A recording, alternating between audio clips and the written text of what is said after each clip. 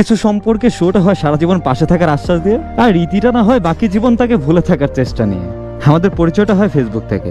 শুরুটা খুবই ভালো ছিল। প্রথম আমাদের এমনি ফ্রেন্ডলি কথা হতো। এভাবে 1 মাস কেটে যায় এবং আমি মেয়েটার প্রতি অনেক দুর্বল হয়ে পড়ি এবং মেয়েটাকে আমি প্রপোজ করি। আমাদের বাসা থেকে ওদের বাসা অনেকটাই দূরে। তারপর ও অনেকদিন ঘোরানোর পর অ্যাকসেপ্ট করে।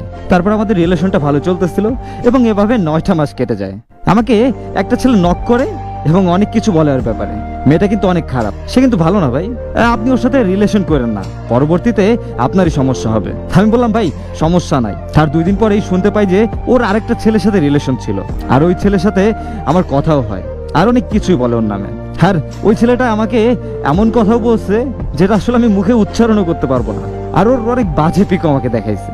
আমি বললাম মানুষের পাস্ট খারাপ হইতেই পারে, কিন্তু সে যদি বর্তমানে চেঞ্জ হয়ে যায় তাহলে সেটাই তো ভালো, আর মানুষ চেঞ্জ হইতে সময় লাগে না। এসব তাকে বলার পর সে অনেক কান্না করতেছিল আর বলল, তুমি আমার এইসব জানার পর আমাকে কি আগের মতো ভালোবাসবা? তখন বললাম, তোমার পিছনে যাই হয়ে যাক, তোমাকে আমি ছাড়ার জন্য ভালোবাসিনি। তারপরে এভাবেই চলতে থাকে। আর ওই ছেলেটাও ওদের বাসায় গিয়ে অনেক ঝামেলা করে, তবুও সবসময় আমাকে বলতো আমি তোমাকে অনেক ভালোবাসি, আর আমার জন্য অনেক কান্না করতো। তার কিছুদিন পরে হুট করে জানতে পারি 2 দিন হলো সে অন্য আরেকটা ছেলের সাথে রিলেশনে গেছে।